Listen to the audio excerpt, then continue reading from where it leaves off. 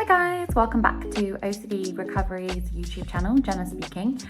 I wanted to talk today a bit about medication and the compulsions that we fall into a lot of the time with medication. So I know a lot of the other coaches didn't take medication during their journey, so I thought it might be quite good for you to hear from someone who took a lot of medication. I first started taking medication when I was 16, so just after I had my daughter, and when I first started experiencing really extreme symptoms regarding her, I started to take medication, and over the years I don't think I ever really had a break from it. I think I would feel worse, so I would up it, or I would try to come down off of it because I would have a fear of this medication is going to make me worse, or it's rotting my brain, or it's doing this, or it's doing that.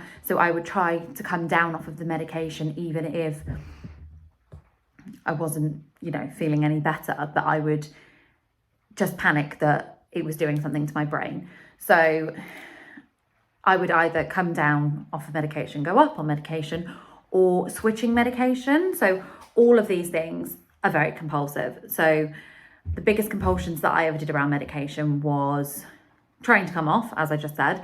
So if I would get a kind of health concern of, I'm feeling a strange sensation in my brain, I would go to, I think it might be the medication, I think it's doing something to me, I need to come off of this. And I would quite abruptly try and stop, which would inevitably trigger a setback. Because I wasn't going down slowly, I wasn't doing it in the way that you're supposed to, and it's not as if I had been doing work and feeling better when I started trying to do this. I just went from feeling really bad, taking loads of medication, to what if the medication's doing something to my brain, and immediately coming off the medication. And that was not a good idea, and I would not recommend that to anyone. And it's definitely something I've seen with people, because we do have a fear. I see people ask all the time, do you think that there's going to be any long-term effects of taking this kind of medication? And perhaps there are, but at the time I came to realize later down the line that if that medication was helping me to bring the anxiety down enough so that I was working on it, then it was worth doing. And I towards the end of my journey, it's always ongoing, but towards when I started to feel much better in myself, I realized that regardless of what medication was doing to me, you can't monitor everything. You can't, there's certain foods that are going to give you cancer. There's, if you smoke, you're going to get cancer. If you get sunbed, you're going to get cancer. If you take certain medications, it's going to rot your brain. If you take paracetamol and ibuprofen, it's going to rot your brain. There's risks with every single thing that you do. There's risks with leaving the house. There's risks with sitting here. I could just randomly have a heart attack. There's a risk involved in just being a human being, just being alive. There's always a risk. So it's weighing up those risks sometimes, and maybe also getting it wrong. Maybe, I will develop something in the future and they'll say that's because you had, an extremely high dosage of probably 10 different SSRIs, SRNIs, over a space of however many years, and that's caused this condition, that's caused motor neuron disease, which was something that I was absolutely terrified of previously. I'm not even sure if you can get that from medication, to be honest. That's one thing I never Googled. Probably one of the only things I never Googled.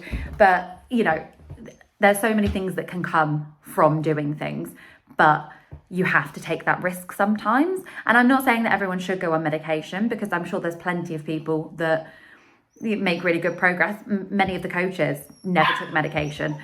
That's my dog barking. So many of the coaches never took any medication and made tremendous progress. It's down to each individual person. You need to consult a doctor when it comes to medication. I certainly would never go out any advice to people as to whether or not I feel like they need to take medication, because I'm not qualified to do so. I will say that I do think medication really helps in a lot of cases, and I think that there shouldn't be such a stigma against taking it, or this conception that maybe if you take medication that automatically makes you weaker than people that didn't take medication, because everyone's level of suffering is different, everyone's life circumstances are different, everyone's current frustration tolerance is different, and yes, these are all things that you can improve upon, but everyone starts from a completely different level of experience.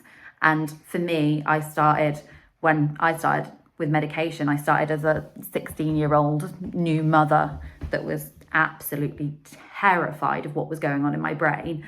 And for me, taking medication and managing to eventually bring that down through medication, unfortunately not through having found OCD recovery, that didn't happen until much, much later, but through medication and getting on with life, naturally learning to sit with it, I made massive improvements. But it's not for everyone.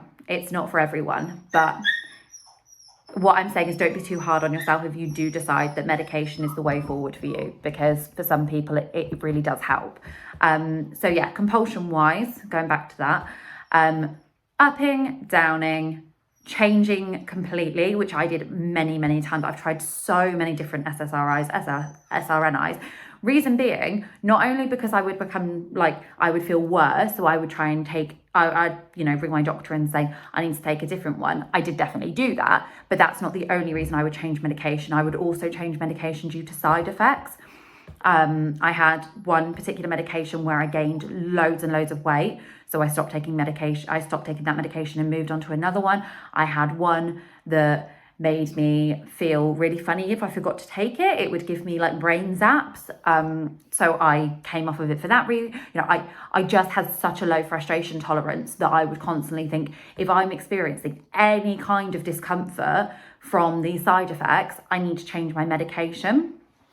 And that's not helpful. It doesn't give you any consistency and any increase in your frustration tolerance through seeing that you can go through these symptoms and not immediately need to switch. Showing such a low frustration tolerance when it comes to medication is going to leak over into showing a low frustration tolerance